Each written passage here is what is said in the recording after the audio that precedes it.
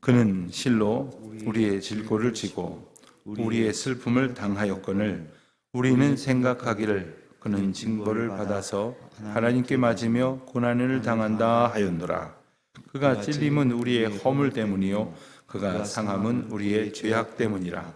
그가 징계를 받음으로 우리는 평화를 누리고 그가 채찍에 맞음으로 우리는 나음을 받았도다. 우리는 다 양 같아서 그릇 행하여 각기 제 길로 갔거늘 여호와께서는 우리 모두의 죄악을 그에게 담당시키셨도다. 그가 곤욕을 당하여 괴로울 때에도 그의 입을 열지 아니하였으며 마치 도수장으로 끌려가는 어린 양과 덜 깎는 자 앞에서 잠잠한 양같이 그의 입을 열지 아니하였도다.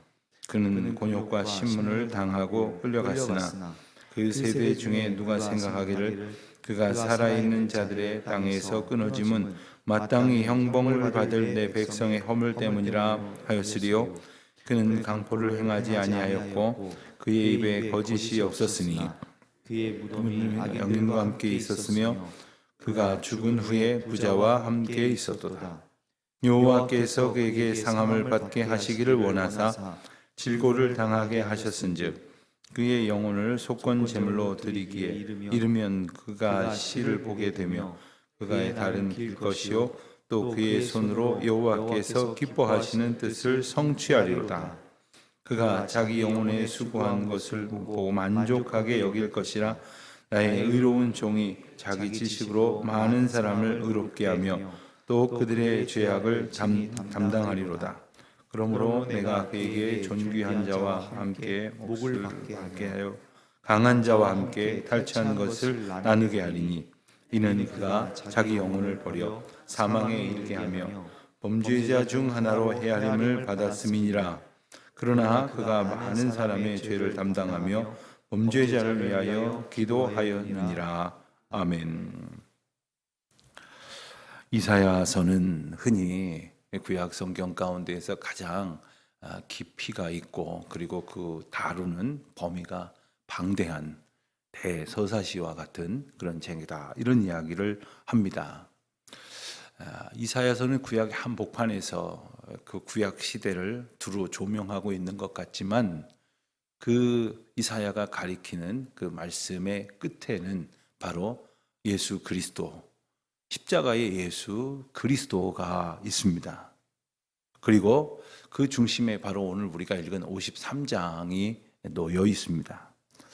이사야 선지자는, 이 책 제목이기도 한 이사야 선지자는 이 유다 왕 우시야가 죽던 해로부터 우시야, 요담, 아하스, 히스기야 왕에 이르기까지 약 60년간 이제 예언을 했던 하나님의 특별한 종입니다. 그가 사실은 그 남유다만을 대상으로 한 것이 아니라 북이스라엘 그리고 주변에 있는 여러 나라들의 이제 있어질 일들에 대해서 두루 예언을 하면서 하나님의 주권에 대해서 그가 이야기를 전개해 나가는 중에 그 하나님의 주권을 나타내는 그 어떤 가장 두드러지는 정점이 된다고 하는 것은 바로 십자가의 예수 그리스도가 겪으신 고난에 근거한, 그리고 그것의 배후에 있는 하나님의 주권을 말씀하시는 것이고, 그것이 오늘 본문에 해당이 된다 하겠습니다. 우리가 너무나도 잘 아는 특별히 4절로부터 7절까지의 말씀은 우리가 순환을, 예수 그리스도의 순환을 묵상할 때에, 그리고 고난주간이나 사순절에는 한 번, 두 번 꼭 이렇게 만나게 되는, 그리고 묵상하게 되는 그런 말씀입니다. 그런데 이 말씀이 어떤 의미인가를 우리가 모르지는 않으나 깊이 생각해 보면 이 말씀 한 절 한 절이 어떤 하나님과 예수 그리스도께서 예비하시고 펼치신 십자가의 사건으로서 끝나는 것이 아니라 그것이 바로 우리의 사건이었다고 하는 것, 그리고 그 이유가 바로 저와 여러분이었다고 하는 것, 그리고 우리가 겪어야 할 일을 바로 예수 그리스도께서 겪으셨다고 하는 것을 분명하게 말씀을 하십니다. 4절 말씀을 보면 그는 실로 우리의 질고를 지고, 우리의 질고, 우리가 짊어져야 할 그러한 병, 혹은 고난, 어려움들을 말합니다. 우리가 져야 하는데 그것을 그가 예수 그리스도께서 지셨다. 또 우리의 당할 슬픔을 예수님께서 당하셨다. 여러분, 이것이 어떤 의미가 있을까요? 여러분, 우리가 분명히 그 고통을 져야 되는데 그것을 예수님께서 지셨다? 내가 당해야 될 슬픔을 예수님께서 겪으셨다? 이것이 우리 가운데 온전히 고백이 되지 않으면 어떤 생각을 하냐면, 아니 내가 짓지 않고 예수님이 졌다면 예수님이 그럴 고통을 겪을 만한 그런 상황인가 보지. 예수님께서 그것을 겪어야만 할 상황이기 때문에 내가 안 겪고 예수님이 겪은 건 아닌가. 우리는 누군가가 어떤 어려움을 겪고 나면 은근히 그런 마음이 있어요. 저 사람은 그럴 만한 뭔가 문제가 있었을 거야. 내가 그런 경우를 당하면 가령 우연의 우발적인 사건이고 혹은 재수가 없어가지고 그리고 누구라도 겪을 수 있는 일을 그 가운데 지나다가 그냥 내가 겪게 됐다. 이런 식으로 일반화시키려고 한다면 다른 사람에게 있어서는 오히려 그것을 뒤집어 씌우려는 생각들이 있는 거죠. 예수 그리스도의 십자가 사건을 보면서 많은 사람들이 그렇게 생각을 했다는 거예요. 그런데 중요한 것은 우리는 질고를 지고 슬픔을 당해야 될 사람들인데 오히려 예수님을 향해서 징벌을 받을 만한 이유가 있을 것이라고, 그래서 하나님께 맞으면서 고난을 당하는 거라고 판단하고 있다는 거죠. 우리가 은연중에 짓는 정말 심각한 죄는 우리 마음대로 판단하고 있다는 겁니다. 그게 그렇게 잠깐 생각하는 건데 그게 심각한가 여길지 모르겠지만, 우리가 판단하는 데 있어서 우리가 갖는 그런 부지불식간의 어떤 기준은 뭐냐면 자기의예요. 우리가 판단을 하면서 이게 내 잘못이지, 내가 지어야 할, 내가 담당해야 될 죄값인데, 이런 생각을 하지 않아요. 은연중에 나는 죄가 없어, 내가 이거를 감당할 이유가 없어, 저 사람이 죄인이지, 저 사람이 감당해야 돼, 저 사람 때문에 이렇게 됐어. 우리는 아주 습관적으로 모든 순간에 아주 그냥 매 순간 한순간도 놓치지 않고 그냥 남 탓을 하는 것에 너무나 익숙해져 있었습니다. 그런데 그렇게 예수 그리스도께 이유를 돌리는 순간에 우리는 결정적으로 우리가 깨달아야 될 것을 깨닫지 못하는 잘못을 범하게 된다는 겁니다. 5절은 더 분명하게 예수 그리스도의 고난의 이유를 우리에게 제시하십니다. 그가 찔림은, 그렇습니다. 예수님은 십자가에서 매 맞으시면서 가시면류관으로 머리가 찢기고 상하고 피 흘리셨으며, 또한 창으로 옆구리를 찌르는 로마 군병의 그런 고통을, 공격을 받으셨다는 것을 우리가 잘 압니다. 그런데 그 이유가 바로 우리의 허물 때문이라는 거예요. 또 우리의 죄악 때문이라는 것입니다. 우리에게 주어지는 그 예수 그리스도의 고난이 어떤 구체적인 영향을 주는지를 이어서 말씀을 하십니다. 5절 하반절에 보면 예수님의 고난이 우리에게 구체적으로 어떤 영향을 주었는가. 그가 징계를 받았기 때문에 우리는 그 징계를 받을 것을 받지 아니함으로 평안을 얻게 되었다는 겁니다. 우리의 죄의 결과는 우리의 평화가 깨어지는 것입니다. 그렇습니다. 예컨대 우리는 우리가 마음이 편치 못할 잘못을 저지르고서 편히 누워서 그날 밤에 잠을 청할 수 없을 것입니다. 죄의 값을 치르지 않고는 우리가 자유를 얻을 수가 없는 겁니다. 그런데 예수님께서 징계를 받으시고 십자가를 지심으로써 우리에게 평안이 주어졌다는 것이고, 또한 우리가 찢겨진 상태로 살아야 했지만 예수님께서 우리가 맞아야 될 채찍을 맞으심으로 말미암아 우리는 오히려 나음을 입었다. 여러분, 이것이 예수 그리스도와 우리에게 주어지는 구체적인 변화의 상관관계입니다. 예수님의 고난이 나와 아무 상관이 없다고 생각하는 사람은 정말 내가 지금 누리고 있는 이 평안과 그리고 나음과 끊임없이 주어지는 회복의 은혜가 예수님의 고난과 아무 상관이 없다고 여기는 거죠. 그러나 그것이 바로, 그 이유가 바로 우리에게 있다는 것입니다. 오늘 본문에서는 특별히 6절에도 반복이 되지만 우리라는 말이 계속해서 반복이 됩니다. 그것은 바로 나의 문제이고, 그리고 그 당시에 그들의만 문제가 아니라 오고 오는 모든 세대들의 이어지는 문제라는 것이에요. 그 이유는 뭐냐? 바로 6절에 나오는데, 우리가 본질상 다 양 같아서 그릇 행하여 각기 제 길로 갔던 존재이기 때문입니다. 지금도 그렇습니다. 지금 이 순간에도 자기의 생각에 옳은 대로 막 말씀 한 절을 들으면서도 막 생각해요. 그건 이거지. 그건 저렇지. 이건 이걸 거야. 그래서 계속해서 자기 마음대로 생각을 해요. 교인들이 목사님 은혜를 받았습니다 라는 말은 무슨 뜻인지 아느냐고 한 노 목사님께서 젊은 목사들에게 물으셨어요. 그래서 무슨 뜻입니까? 그랬더니 당신의 이야기가 오늘 내 마음에 듭니다. 이 뜻이래요. 웃자고 하는 얘기니까 그냥 웃으시면 됩니다. 여러분, 우리가 은혜를 받았다는 게 그런 뜻으로 쓰여진다면 그게 무슨 하나님 말씀입니까?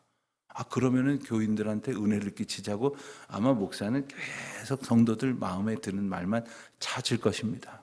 그렇게 되는 교회는, 그렇게 되는 목사와 성도들은 뭐가 되겠습니까? 하나님 말씀을 듣기를 소원하고 하나님 말씀을 전하기를 분투하는 가운데에 오늘 우리에게 주시는 생명력 있는 말씀을 듣게 되는 것 아닙니까?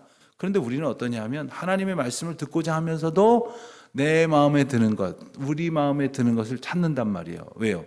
우리가 다 제 마음대로 사는 속성을 가지고 있기 때문에 그렇습니다. 우리는 다 양 같다고 그랬는데 그 양이 뭐 어떤 아주 좀 근사한 그런 이미지가 떠오르시는지 모르겠는데, 여기서 말하는 양의 특징은 뭐냐면요, 양은 인도자가 딱 붙들고 쭉 끌고 갈 때는 우르르 무리를 지어서 가지만 가만히 두면 정말 제멋대로 간답니다. 제멋대로 산지 사방으로 흩어지고 제멋대로 들어눕는 놈, 산으로 기어 올라가는 놈, 게을로 코를 쳐박 그냥 별의별 행동을 벌이는데 아주 그냥 다 제 마음대로 한다는 거예요. 그렇습니다. 우리가 하나님의 인도하심의 은혜가 없다면 우리도 그렇게 살 수밖에 없는 존재예요. 요즘은 그게 또 좀 더 심해진 것 같습니다. 어떤 사회적 통념 혹은 뭐 어떤 공동체적인 그 기본적인 어떤 질서와 요건, 이런 것들보다 그냥 자기 마음에 내키는 대로, 자기 생각에 옳은 대로, 자기 소견에 옳은 대로 행동을 합니다. 누가 뭐라고 하면 왜 내 생각이 뭐가 잘못됐는데 라고 그냥 자기 생각이 가장 중요한 기준으로 그렇게 취급하고 살아간다는 겁니다. 그런데 여호와께서는 우리 모두의 죄악을 그에게 담당시키셨도다. 예수님께 그 짐을 다 지고 예수님의 십자가로 그것을 해결하셨다는 거예요. 예수님께서는 그 십자가의 고통을 당하시면서도 한마디도 변명하지 않으셨습니다. 한마디도 그것을 내가 질 것이 아니다, 내 잘못이 아니다, 쟤들 때문이다, 저 사람들 때문이다, 이건 내가 겪을 일이 아니다 라고 반항하지 않으셨습니다. 8절에 보니까 그는 곤욕과 신문을 당하고 끌려갔으나, 그렇습니다, 아무 말도 안 하고 그 고난을 당하는 예수님을 보면서 사람들이 무엇을 생각했어야 할까요? 그제서라도 늦었지만 저분이 저 고난을 당하고 십자가를 지는 것이 죄 없는 저분의 잘못이나 이유가 아니라면 그럼 내가 잘못한 것이로구나. 늦게라도 철이 들고 깨우쳤어야 되는데 그것을 인정하는 자가 아무도 없다는 말씀이에요. 예수님께서는 누구를 폭행하지도 아니하셨고 누구에게 거짓이나 사기를 벌이신 분도 아니시죠. 그렇지만 예수님께서는 십자가를 지시는 가운데에 9절 말씀에서 예언하시는 것처럼 악인들과 함께 십자가를 지셨으며 또한 그가 죽은 후에 부자와 함께 있었도다 하는 말씀처럼 장사 지내는 일을 우리가 잘 알죠. 아리마대 사람 요셉이라고 하는 부유한 자가 그의 시신을 얻어다가 장사를 지르게 되어지죠. 아주 구체적인 내용까지 이사야 선지자는 예수 그리스도의 그 십자가의 사건을 예고합니다.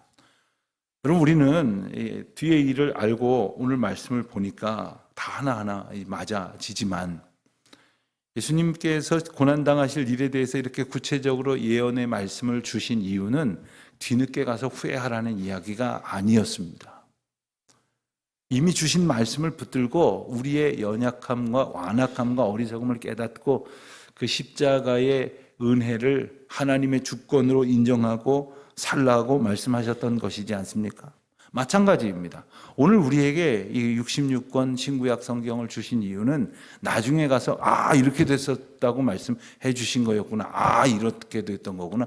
이제서 맞아 떨어지네라고 뒤늦게 손뼉을 치고 후회를 하고 그리고 탄식을 하고 감탄을 하라는 말씀이 아니라 오늘을 살아가는 우리에게 주시는 말씀이요 또한 내일을 바라보아야 할 믿음의 마음에 채워야 될 하나님의 약속이라는 것을 기억해야 할 것이겠습니다. 예수님이 고난을 당하시는 가운데 그 의미가 바로 우리 때문이라고 하는 사실을 깨달았다면 이제 오늘 우리가 살아가야 할 이유는 바뀌어야 할 것이지 않겠습니까? 이제 그 십자가를 지심으로 우리의 죄를 없이 하신 주님, 그리고 우리를 온전케 하신 주님, 그 십자가에 독생자 예수 그리스도를 내어주시기까지 사랑으로 그 구원의 역사를 이루신 하나님의 그 은혜를 오늘 우리에게 주시는 삶의 지표로 삼고 이제 살아갈 우리의 삶의 방향을 다시금 확정하는 그 크신 은혜가, 그 놀라우신 은총이 매일 매순간 저와 여러분의 삶에 가득하시기를 바랍니다.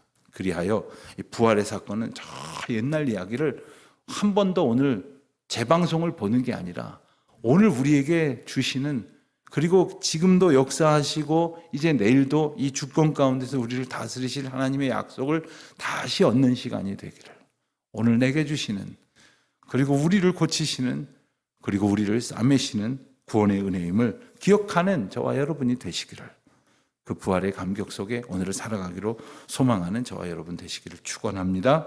기도하겠습니다. 하나님 아버지, 저희가 잘 알고 있습니다만 그 구원의 은혜를 저희의 마음 가운데 오늘 우리에게 주시는 은총으로, 약속으로, 소망으로 받고 붙들고 살지 못했습니다. 하나님, 저희를 불쌍히 여겨주셔서 이제 저희에게 주시는 구원의 은혜를 다시금 마음의 감사함으로 품고 그리고 약속을 얻은 자로 소망 가운데에 살아가게 하여 주시옵소서. 오늘 저희들 앞에 놓여져 있는 그 많은 일들을 주장하실 주님을 찬양하오며 예수님의 이름으로 기도드립니다. 아멘.